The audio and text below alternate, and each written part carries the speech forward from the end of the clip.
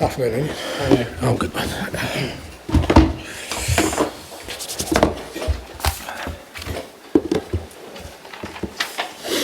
Afternoon, guys. We'll start with a broadcast section with no embargo, followed by an embargoed section for 10:30 p.m. tonight. No live tweeting during the broadcast section. Use the microphone side. James. Hi, Ange. What's the latest with your injuries, please? I guess from the other night, Destiny, no injury, but he's still a bit sore from the game. So not ruling him out, but we'll just see how he is, obviously, with the turnaround. Biss is obviously available after being suspended on the weekend, and I think everyone else says is. Do you know when Van der Ven might be back yet? Van der Ven, Romero, sort of still kind of chugging along. Look, I think both, to be fair, will be in the new year. When, again, not as significant injuries as last time with Mickey, but obviously with having a setback, medical team's just going to make sure he's right to go. So both of them sort of in the new year at some point. And Mikey Moore? Mikey's back training, so hopefully not too far away. I think the next cab's off the rank are kind of Mikey, Ben Davies potentially next week, and then Richarlison maybe first week of the new year. What's been the reaction since Sunday? Has there been a confidence boost, a notable change in mood with that victory? No, we were in good mood before then. Obviously, it was a great performance on, in the last game and on Sunday, and I was delighted with the way the lads handled everything. It was a tough week, with an away European fixture as well thrown in there. That was, tough on us physically, obviously, and the fact that we had so many players out. I think the way the players performed was outstanding. But mood's the same. Looking forward to a big game. And you focus now on the League Cup. How big a priority is this for you this season, and how good an opportunity is it for silverware, being just 2 games now from Wembley? Yeah, well, we got ourselves in that position, so we've earned that. And like you said, it's a big game, quarter-final of a cup competition, and looking forward to it. Should be a cracking night. Manchester United, there's a bit of noise around the club at the moment regarding Marcus Rashford. There's always noise about Man United, mate. Come on, where you been? Eh? But particularly, he's admitted he'd like a new challenge. I mean, what have you made of that, and how big a threat? Interest, don't care. No interest. He's a Man United player, very good player.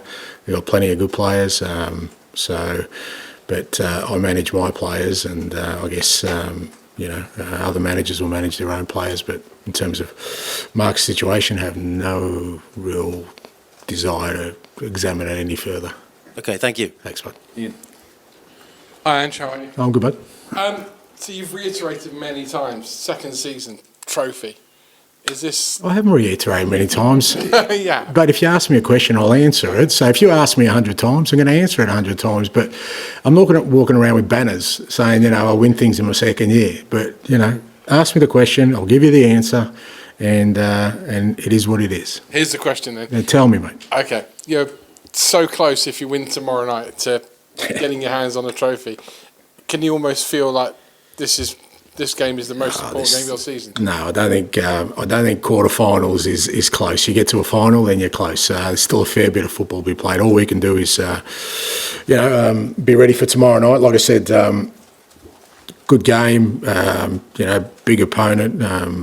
They've done well in cup competitions the last couple of years. We're at home, which is great for us with the support behind us, and as you said, an opportunity to get to a semi-final. So I think that's enough kind of motivation and kind of focus we need for this game. And again, with your philosophy, and I'm kind of like not wishing to poke the bear here, but with your philosophy being what it is, and you've always said you'd rather play well and keep things going and the players know where they are rather than have high-profile wins here and high-profile wins there. But now you are within sight of semi-finals and maybe a final. Would you park that a little bit to one side just to get through these next 2 rounds and the final?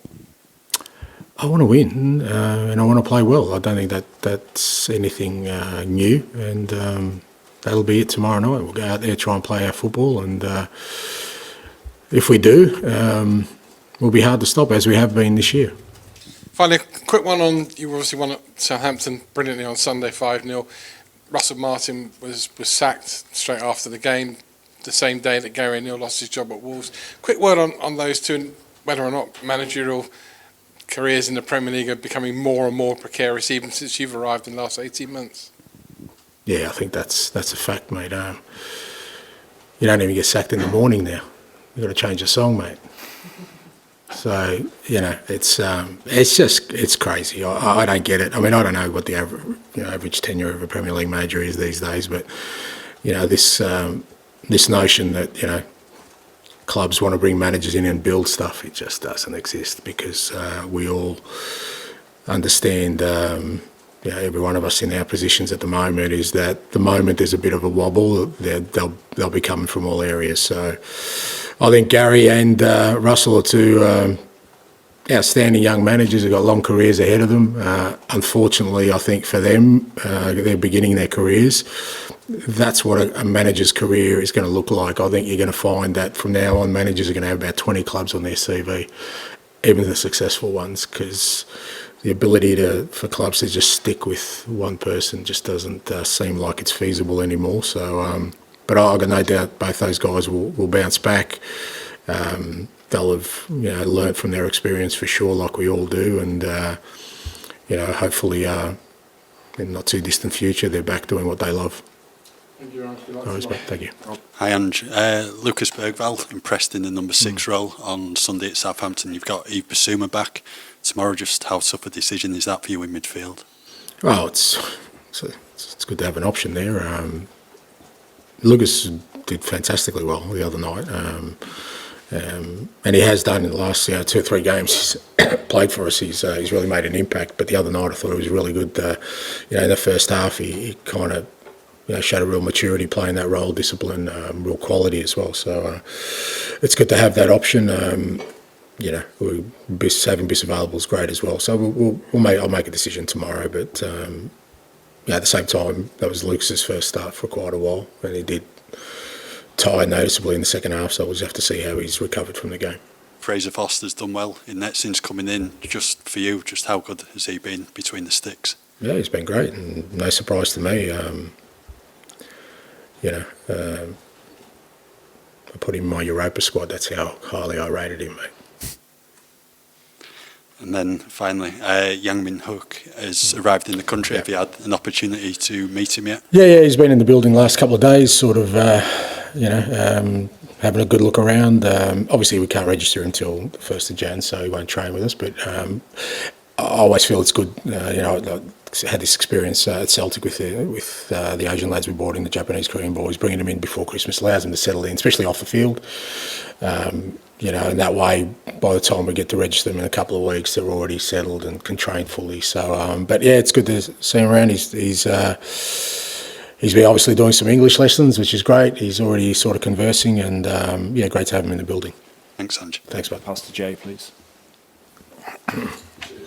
Hi, Ange. I just wanted to start by asking, how has Archie Gray adapted to being a centre-back, and are there any players who've helped him with that process? How do you think he's adapted, mate? Pretty well. Yeah, well, you're a fair judge then, mate. You don't need to ask me. He's done really well, and yeah, it's a credit to him, mate. He's like I said, you know, 18 years old, asked to play in a position he's probably never played before at, you know, the toughest competition in the world, plus in Europe, plus for multiple games. Because sometimes in a one-off you go, okay, you know, you can sort of fill in, but he hasn't missed a beat, and it's brilliant to watch. I think, you know, all the lads have obviously helped him in that sense. I mean, Radu is kind of the experienced one, so to speak, at the age of, you know, he's got Radu and Destiny, I think, at 22 either side of him. So, but that's where we're at the moment in terms of the squad, and I think all the young boys are kind of stepping up, and I just think that's super exciting that, you know, through a tough period for the club in terms of, you know, where we're at from a squad perspective, the young guys are shouldering a big part of the load. I think that's a brilliant thing for us, because once we get to the other side of this and hopefully get to some smoother waters, they're going to be so much better equipped for what's ahead. But yeah, Archie's done really well. His defending has been really solid. He's, he still has, obviously he's got the quality on the ball as well, but just the way he's handled the fact that, we're asking him to do a really big job, like I said, and not just for a one-off game, I think he's handled it brilliantly. Just wanted to ask you about Jed Spence again. He's not played a lot of football, but started for the first time on Sunday. How's he feeling, and is he ready to potentially play a few more games and maybe even tomorrow night? Yeah, absolutely. No, Jed was, again, he was outstanding the other night. I said after the game, credit to the work the coaches have put into him and him, where, a guy who hasn't started for quite a while comes on and makes an impact. Again, it wasn't just about him sort of filling a spot for us. He actually made an impact. I thought he was really good on the night. He obviously got tired, very tired in the second half, understandably so. But again, great for us to, in this period as well, to have somebody like him who's already kind of established player come in and help us. And he's recovered well from the game. He's obviously, like I said, he was tired, but I think he just felt really good that he could contribute and show what he can do. And look, I'm sure he'll get more opportunities. There were some chants aimed towards the board during Sunday's game. I'm not too sure if you heard of them. If you did, I just wanted to know what your reaction to them was. That's for the supporters, mate. It's not about. I've said it a million times. They have the right to express whatever they need to express, and but hopefully they got to enjoy the other night. It was a special performance by the lads, especially in that 45 minutes, and we're going to need them tomorrow night. I've spoken about sort of the atmosphere we got in Galatasaray and at Ibrox. I'd love that to be our atmosphere tomorrow night, because it'll certainly help us overcoming a tough opponent in a really big game. James. Hi, Ange. I know you're often reminded of the wait for a trophy here, but do you think United actually are quite a good example of how winning a domestic cup isn't a panacea sort of by itself? Yeah, look, I've said that before, and I guess it depends sort of which way you look at it. I always feel that, when you're building something, and certainly what my ambition is to build, a team and a club that has an opportunity for sustainable success, then no, just winning a trophy I don't think shows that you've done that. But it can help the cause for sure, because it allows you then to have belief in you having the ability to win things and create an environment that does bring trophies to the club. So it's not it's definitely something that can help with the process, but it's not. Just my belief, but I just don't think it's the be all and end all if all the other factors aren't aligned with it. And what are those factors? Those factors are how the team is performing across all competitions, how its squad is developing. Is it stable? Is it consistent? Is there growth there? So that when you win one trophy, you're then in a position to win a second trophy. But if you win one, but then you kind of fall off a cliff in everything else, then I don't think it's the way forward. What have you made of Ruben Amorim in terms of the impact he's had at United since he came in? Yeah, look, very seems to have kind of come in and made an impact straight away. And as I mentioned earlier, it's a club that's always going to have noise, mate. It's just that kind of football club, and I guess that's as big a challenge as the coaching challenge for anyone who takes over. But he's obviously tweaked the formation a little bit and sort of giving different players an opportunity. He probably wants to have a good look at everyone. And but as they showed on the weekend, very tough competitors still. And looking forward to meeting him and taking on the challenge tomorrow. And just finally, just on Rashford, I know you said you got sort of no interest in what he said, but he is a player who's been linked with Tottenham before. Is he somebody you might look at in January? Oh, mate, if I looked at everyone that we were linked to, I'd have no time to do anything else, to be honest. I've got other people to do that part of the process. And, for us, we've been pretty disciplined in terms of, what we're trying to build here, and we'll continue to be so. Is that a no? That side, mate, not on my radar. It's not, you can ask me about Marcus, but you can ask me about every Premier League footballer, and I'd going to say the same thing. Finish with George, please.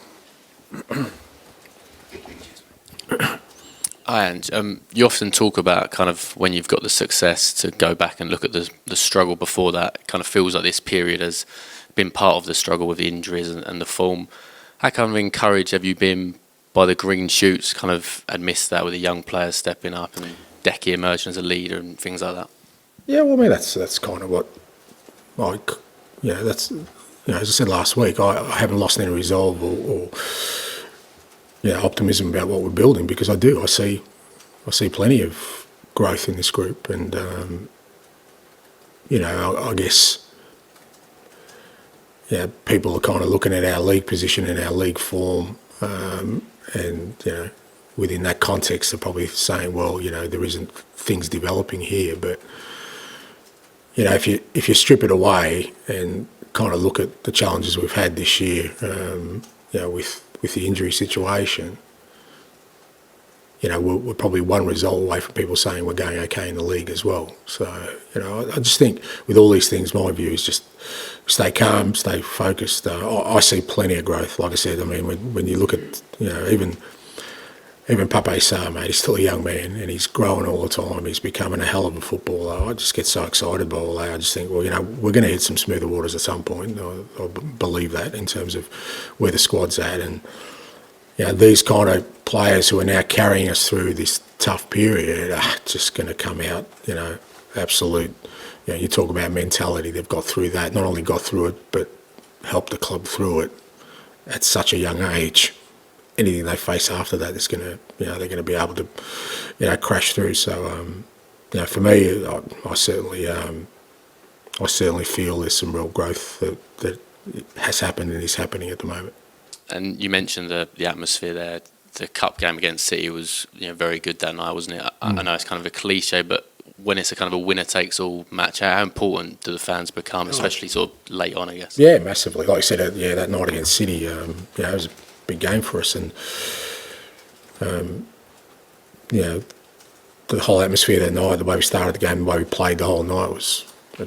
City were good on the night as well. It was a cracking game. Real sort of had a cup atmosphere, and we're going to need that tomorrow night. We're going to need that energy. All these games tend to be pretty tight games, and if you get the energy of the crowd behind you, it certainly can lift the players. And for us, it's going to be an important factor. Okay, we'll end the broadcast section there. Move on to when you took this job, I presume you would have looked at previous years and what would have happened and how the fans have vocalised their dissent before. So it can't have been a surprise when things are going not as smoothly as you'd hope for that to rear its head again. I mean, I guess my question is, were you expecting that at the first sort of sign of any issues? Oh, look, I think you just deal with it as I've always done. It's not my first experience. I mean, I think it was first maybe 2 or 3 games at Celtic, they were throwing tennis balls on the pitch, mate, in protest, actually disrupted games. So it's not the first time I've had to face this kind of thing. And I always feel my role in that is, again, not whether, it's not telling people what to do, but it's hopefully trying to guide the football club into a place where, all these things can be resolved, in a secondary way, where the focus, particularly on match day, is just on us winning games of football. And I think that's always been, I always felt that's been my role, and that's what I've tried to do my whole career. Like I said, it's not the first time I've kind of been at a club where there's disenchantment with, whether it's a board or an owner or some aspect of a football club. The reason I don't take positions on this is because I think my more important function is to make sure that the football side of the football club I'm involved in is guiding us forward rather than sort of the other way around. Because I just think there's no real there's no real kind of benefit in any other focus for me being as the manager of this football club. It's just me putting my energies into convincing people one way or another about anything, whether that's fans or the board or the media. Or I think what we do on the field, particularly on match days, is of primary importance. It feels like it's born of frustration from the lack of trophies. This seems to be the primary factor. Yeah. Obviously, this is a quarter-final, not the final yet, but this is a chance. I mean, whilst your focus is on yourself and your team, do you feel like that winning a trophy could start to heal that? Well, it's the unknown, isn't it, Tom? If I go on the general sentiment since I've been in this job, it feels like a trophy will just like make this place transform into something. So let's see. Me personally, like I keep saying, I want more than that. I just don't think it's just about getting a trophy. I think when you want to build a successful, sustainable club in terms of competing for trophies every year, it's more than that. But it wouldn't be the first time I was wrong about something, even while I've been in this job. But maybe a trophy is what it needs. I don't know. And just finally, when you were talking about Russell Martin and Gary O'Neill, it kind of goes against what you were talking about in terms of building something. I mean, what gives you the confidence that you're going to have that kind of... Could be confidence, could be naivety, could be I don't care, what sort of, whether people, whether I'm allowed to see it out. I'm just not going to change. Look, I kind of maybe a dinosaur in that, but I still believe in legacy coaching.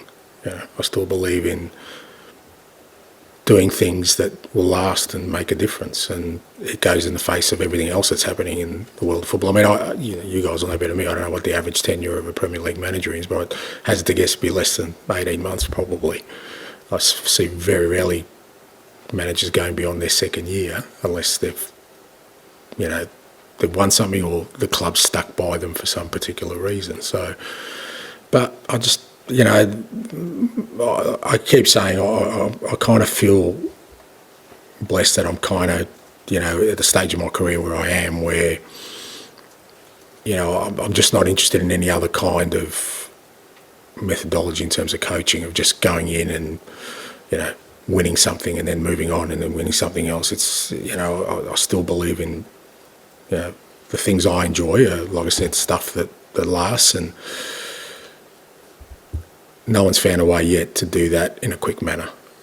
No one has in 1 year or in 2 years built something that's sustainable. Just they've had success, but then it usually falls apart pretty quickly after. So I'm not going to sort of change who I am at this stage of my career. But if I was starting out, I got no doubt I'd have a different mindset. You'd go in as a firefighter, you just go, I'll get some results, just get this club up and running, think that it's not going to last more than maybe 2 years and see what my next move's going to be. Can you tell us more about Destiny? Was that just fatigue then? He's probably the only one we haven't given a rest to.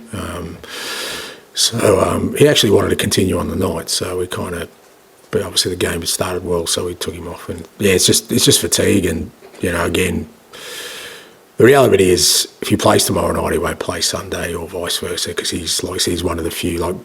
We've managed to give Pedro a bit of a rest on the other side. I mean, the fullback positions are pretty demanding for us, but Destiny, every time I've kind of wanted to, he's had to play Europe because obviously Jed's not available for Europe, and since Ben's been out, he's just played every game, so it's just fatigue. You had regular on the bench for a couple of games, but he wasn't there. Yeah, he had a sort of he had a dental tooth extraction that kept him out of the weekend, so he was bedridden, but he's back available. He's back available. Yeah. Okay. Is he someone who's probably going to leave you next month? I just wondered if you weren't. You brought Jed back into the fold. Well, he's available, yeah. So he's available for selection, and again tomorrow, we'll get Biss back, but apart from that, that still means everyone else is out. So he'll definitely be back in the squad, and opportunity to use him here, because we'll have probably only 4 first-team players on the subs bench, of which he'll be one. Yeah. Just pick up on a couple of things. You said how important it is the crowd to get behind your team.